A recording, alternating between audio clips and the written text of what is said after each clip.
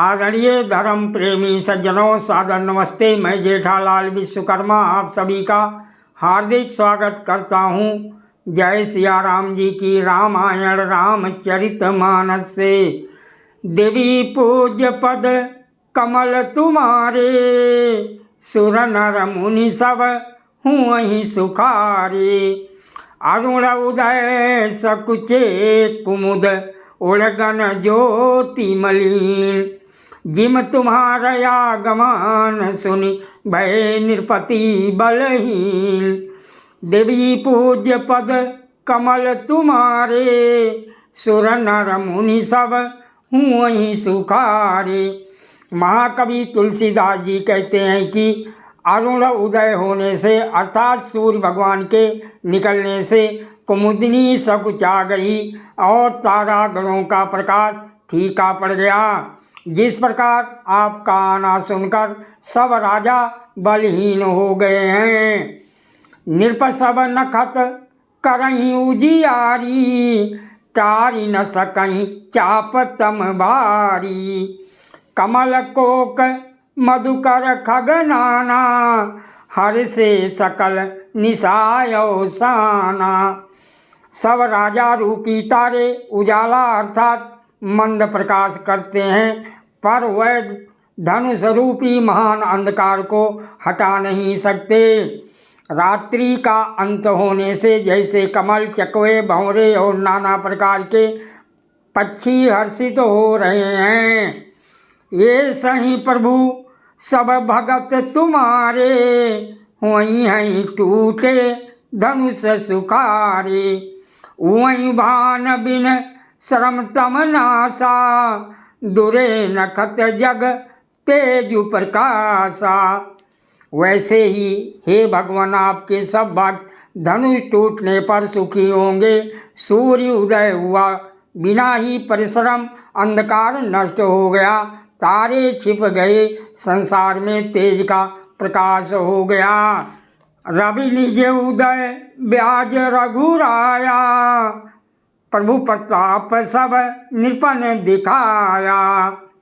तौ भुज बल महिमा उद्घाटी, प्रगति धनु विघटन परिपाटी। हे रघुनाथ जी, सूर्य ने अपने उदय के बहाने सब राजाओं को प्रभु अर्थात आपका प्रताप दिखलाया है। आपकी भुजाओं के बल की महिमा को उद्घाटित करने अर्थात खोल कर दिखाने के लिए ही धनुष तोड़ने की ये पद्धति प्रकट हुई है। बंधु वचन सुनि प्रभु मुस्काने, हुँ सूच सहज पुनीत नहाने। निति क्रिया करी गुरु पहीं आए, चरण सरोज सुभग सिर नाये। भाई के वचन सुनकर प्रभु मुस्कुराए। फिर स्वभाव से ही पवित्र श्री राम जी ने शौच आदि से निवृत्त होकर स्नान किया और नित्य कर्म करके वह गुरु विश्वामित्र जी के पास आए।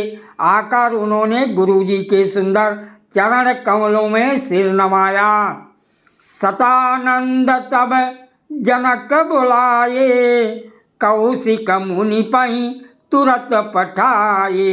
जनक विनय तिन आई सुनाई, हर से बोल लिए दो भाई।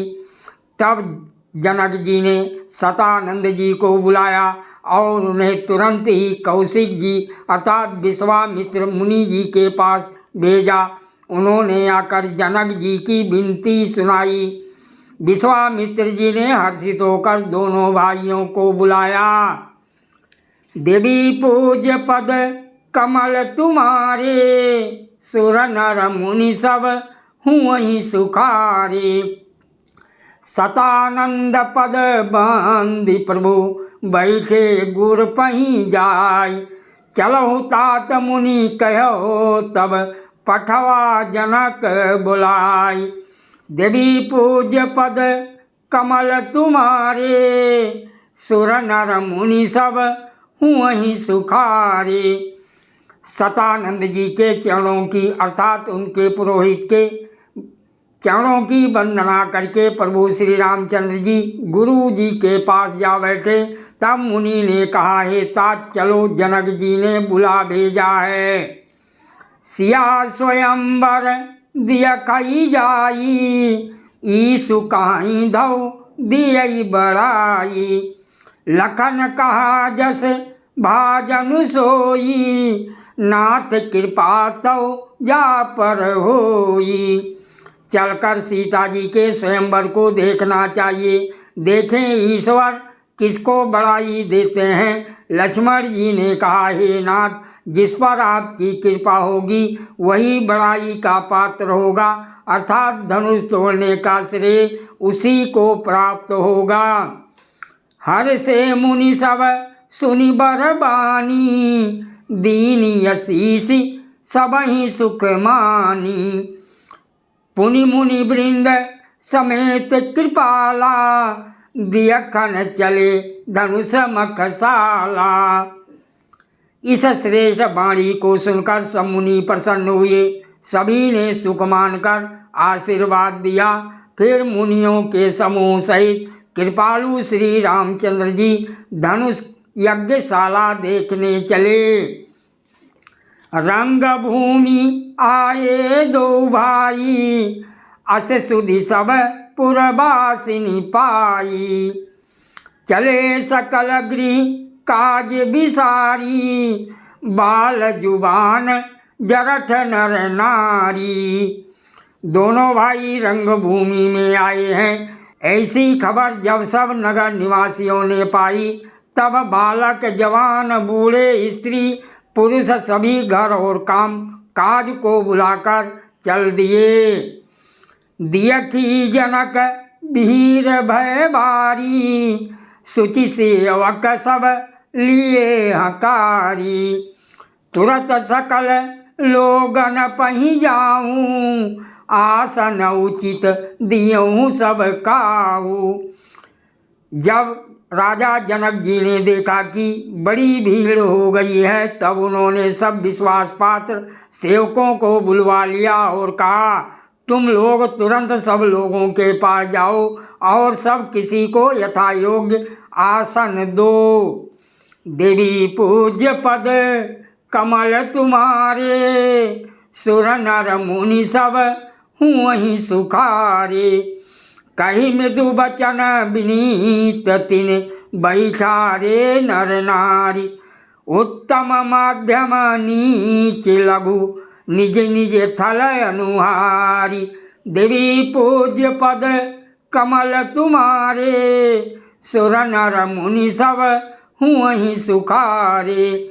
उन सेवकों ने कोमल और नम्र वचन कहकर उत्तम, मध्यम, नीच और लघु सभी श्रेणी के स्त्री पुरुषों को अपने अपने योग्य स्थान पर बिठाया। राजकुंवर तेहि अवसर आए, मनहु मनोहर तातन छाये। गुण सागर नागर बर बीरा, सुंदर श्यामल गौर शरीरा। उसी समय राजकुमार राम और लक्ष्मण वहाँ आए। वह ऐसे सुंदर हैं मानो साक्षात मनोहरता ही उनके शरीरों पर छा रही हो। सुंदर, सांवला और गोरा उनका शरीर है। वह गुणों के समुद्र, चतुर और उत्तम वीर श्रेष्ठ हैं। सादर प्रणाम। जय सिया राम जी की।